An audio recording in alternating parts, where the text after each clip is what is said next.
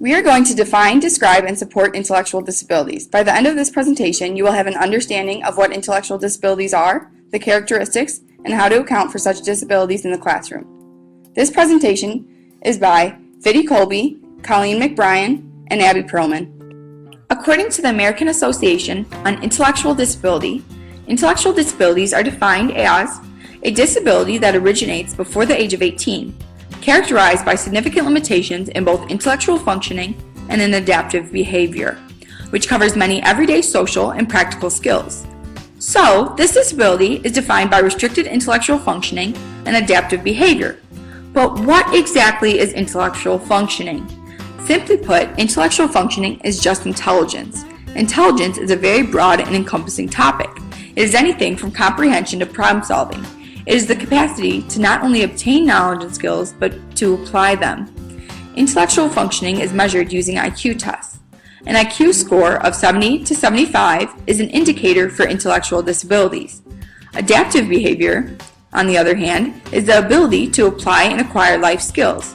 More specifically, according to the AAIDD, adaptive behavior is a collection of conceptual, social, and empirical skills that are acquired and carried out by people in their everyday life.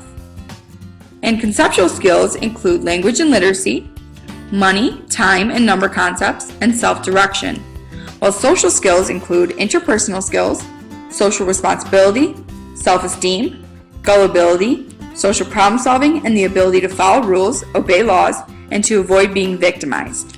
Lastly, practical skills include activities of daily living, occupational skills, healthcare, travel and transportation, schedules and routines, safety, use of money, and the use of the telephone. Adaptive behavior can also be measured using standardized tests. Lastly, as discussed in the definition, the age of onset is during the developmental period, which is defined as before the age of 18 by the United States. Characteristics of individuals with intellectual disability.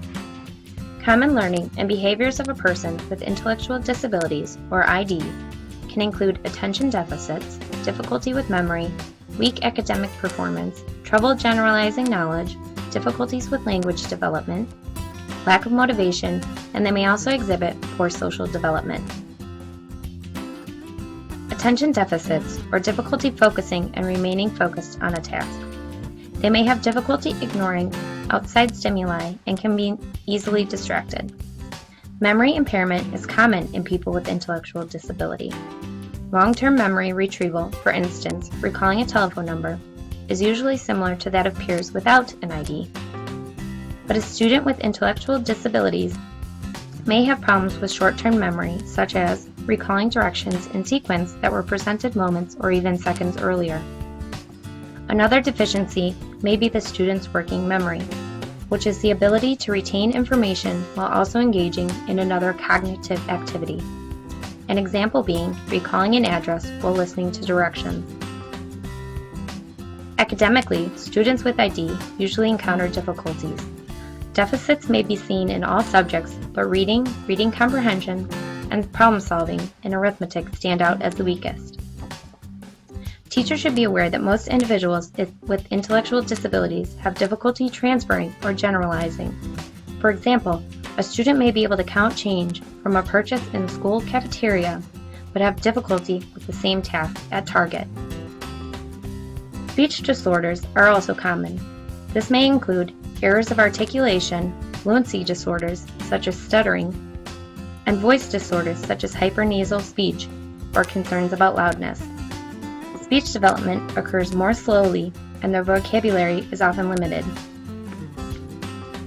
Students with intellectual disabilities seem to be less goal-oriented and lacking in motivation. They are more likely to exhibit an external locus of control, which is a belief that the consequences or outcomes of a person's actions are the results of circumstances and situations beyond one's control, rather than one's own efforts. Repeated failures can result in learned helplessness, where the student believes that no matter how hard that they try, that the failure is inevitable. Learned helplessness can develop into a condition known as outer-directedness, where the student's loss of confidence and trust in their own abilities causes them to rely on others for cues and guidance. Individuals with intellectual impairments Created using Powtoon.